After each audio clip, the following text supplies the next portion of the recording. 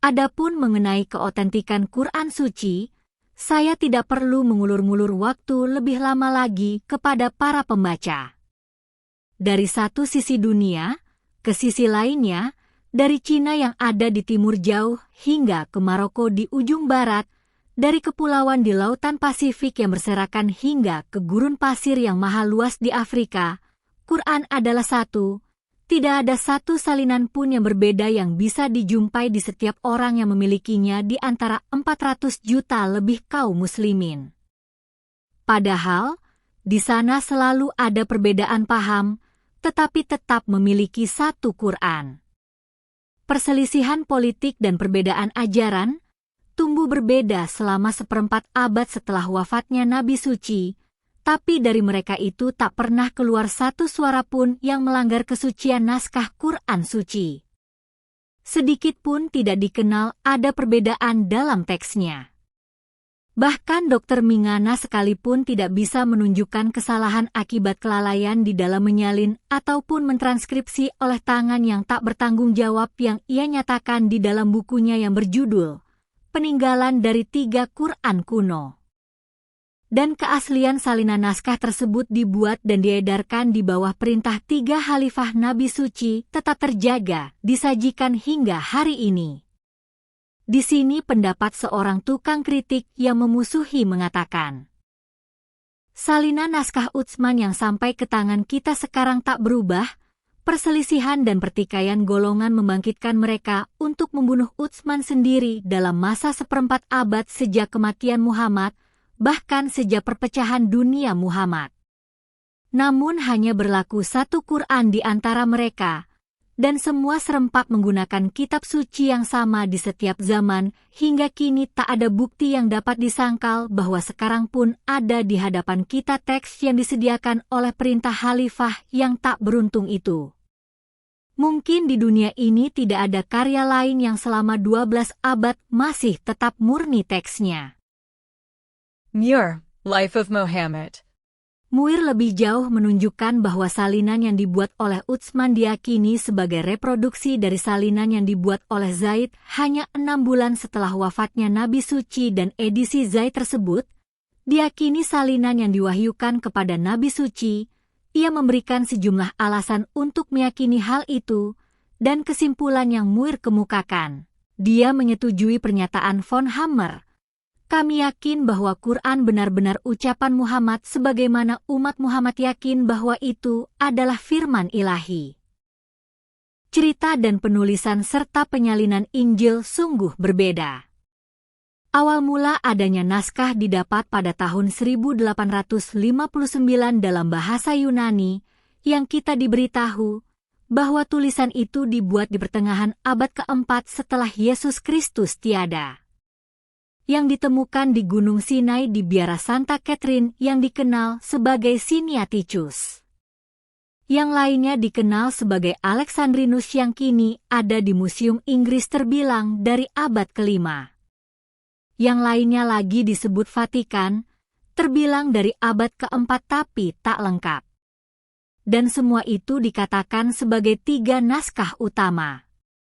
Terhadap kondisi dan keberadaan ketiganya itu akan saya kutip, bukan kritikan, namun datang dari seorang komentator Bibel, Rev. J.R. Dumlow. Pertama-tama, para penulis Injil menyampaikan perkataan Yesus dalam bahasa Yunani, meskipun mungkin mereka memiliki beberapa sumber bahasa Aramaik, yang sebagian besar mungkin Yesus berbicara dalam bahasa Aramaik. Baik para penulisnya maupun salinan-salinan yang mereka catat, berlangsung di luar gereja permulaan yang mereka ketahui. Begitu pula yang diterapkan oleh Santo Paulus. Surat-suratnya, yang kini begitu berharga, hanyalah risalah yang sengaja ditujukan untuk gereja-gereja. Yang pertama-tama disalinkannya tidak dikenal sebagai barang suci dalam pandangan kita. Bahkan di abad-abad terakhir pun, kita tak dapat mengamati dengan teliti terhadap kesucian naskah yang bercirikan perubahan dari perjanjian lama. Salinan-salinan tersebut seringkali tidak sesuai dengan naskahnya, tapi dia cuma mengira-ngira dari situ. Ia dipercaya berubah-ubah ingatan, atau ia membuat naskah itu sesuai dengan pandangan sektenya sendiri. Di samping itu, sejumlah besar salinan tetap dipelihara. Lebih-lebih versi yang disalin dari para pemimpin gereja permulaan, hampir 4.000 naskah berbahasa Yunani dari Perjanjian Baru diketahui masih tetap ada. Karenanya, berbagai variasi bacaan tersebut masih bisa dipertimbangkan. Kepercayaan apa yang dapat diterapkan dari dokumen-dokumen yang peralihan dan tambahan-tambahan serta perubahannya begitu sembarangan ditulis oleh para penyalinnya? Bahkan penulisannya maupun tanggal penulisannya pun sungguh tak diketahui. Injil kanonik pertama dipermaklumkan sebagai Injil menurut Matius, seorang pengikut Yesus. Tapi Injil tersebut sungguh tak pernah ditulis olehnya. Itu ditulis oleh tangan seseorang yang tak diketahui. Kisah penulisan Injil tersebut diterangkan oleh komentatornya, seperti saya kutip di atas, mungkin Santo Matius menulisnya dalam bahasa Yunani berupa kitab logia, bahasa sehari-hari, atau orakles, bahasa lisan, yang tidak bisa dijumpai dimanapun, kecuali tulisan Papias pada tahun 130 Masehi yang meminjam nama Matius dengan susunan kitab seperti itu. Terjemahan bahasa Yunaninya dari logia tersebut penulis kita itu rupanya menggunakannya sebebas mungkin. Dia mengakukan tugasnya itu dari murid Yesus dengan menyebutnya sebagai karya menurut Matius. Penjelasan di atas berbicara sendiri. Matius mungkin menulis suatu buku yang tidak ditemukan dimanapun kecuali dalam referensi Papias. Lainnya tetap membingungkan. Tidak sedikit bukti bahwa penulis Injil pertama yang tak dikenal itu memiliki salinan kitab itu dari terjemahan bahasa Yunani, atau mungkin pula dia menggunakan itu semaunya saja. Kebingungan itu sebenarnya sederhana sekali, bahwa Injil tersebut disebut saja Injil menurut St. Matius, tapi mungkin pula dia hanya menggunakan bahasa lisan saja dari St. Matius tadi. Injil berikutnya adalah Santo Markus, yaitu seorang sahabat Petrus, dan kesaksian di bawah ini sebagaimana dicatat oleh Papias kurang lebih tahun ke-130 Masehi yang ia hanya bertumpu kepada penjelasan penulis Injil tersebut.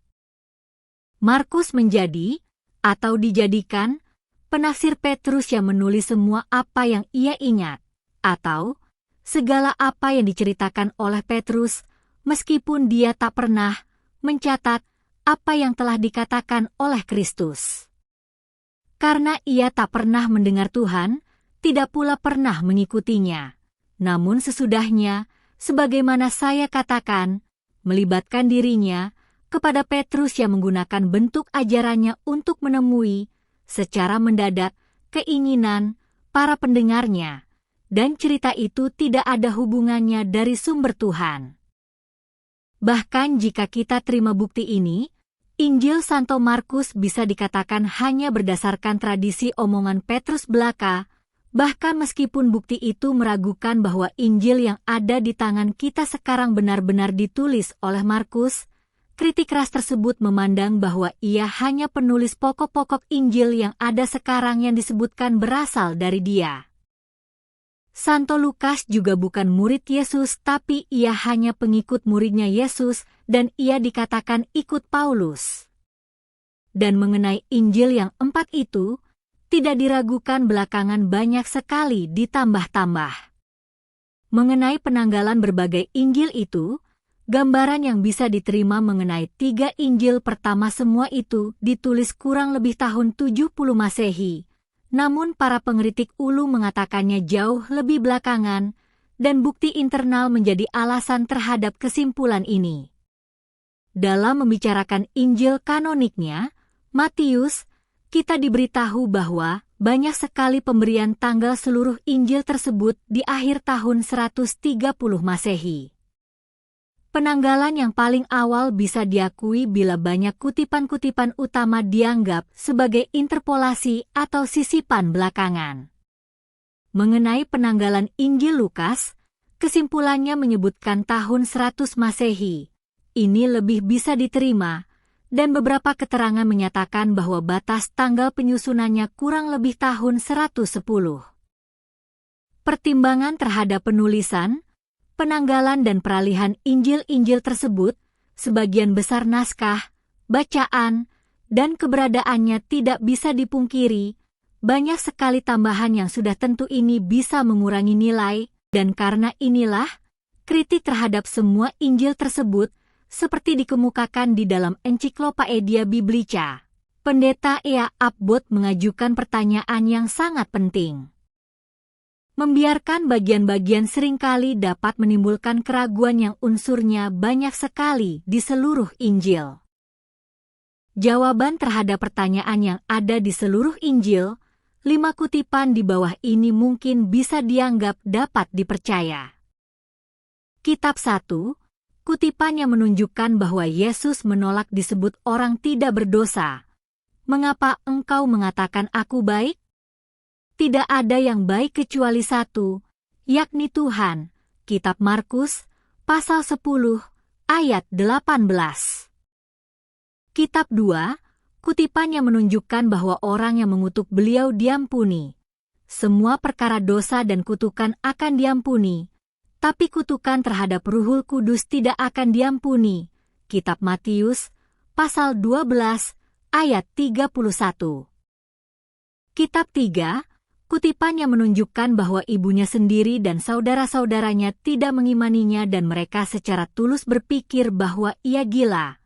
Dan ketika teman-temannya mendengar itu, mereka keluar untuk mengambil dia, karena mereka berkata, dia sudah tidak waras lagi. Kitab Markus, pasal 3, ayat 21.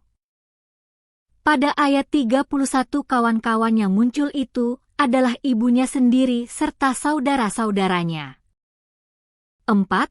Kutipan yang menunjukkan bahwa Yesus Kristus tidak mengetahui barang gaib. Pada hari dan saat itu seorang pun tidak ada yang tahu, sekalipun para malaikat di langit, tidak juga anak, kecuali Bapa. 5. Kutipan yang menunjukkan teriakan rasa putus asa yang dia ucapkan di atas kayu salib. Tuhanku, Tuhanku, mengapa engkau tinggalkan daku? Terhadap yang 5 ini ditambah 4 lainnya yang meliputi berbagai mukjizatnya yang akan dibicarakan dalam bab mukjizat di belakang, dan 9 kutipan tersebut, ini dikatakan soko guru bagi ilmiahnya kehidupan Yesus yang sesungguhnya. Akan terlihat bahwa ajaran dasar Kristen terletak pada catatan-catatan yang tak bisa diterima, dan kisah mukjizat yang ditempa dan dilakukan secara aneh, itu berdasarkan doktrin keilahian Yesus Kristus dan keunggulannya dari semua manusia. Karenanya perkara ini hanya bisa diterima dengan penuh kehati-hatian yang luar biasa. Bagaimanapun pasti terpikir bahwa jika hanya mengandalkan keunggulan Yesus Kristus sebagai manusia biasa, yang bisa melebihi manusia lainnya, demikian sabda pendiri suci Islam, sudah tentu tidak membuat kita lebih dekat sedikit pun kepada kebenaran agama Kristen, hingga ia dapat menunjukkan bahwa ia memiliki sifat keilahian, atau dia melakukan sesuatu yang tidak bisa dilakukan oleh manusia biasa.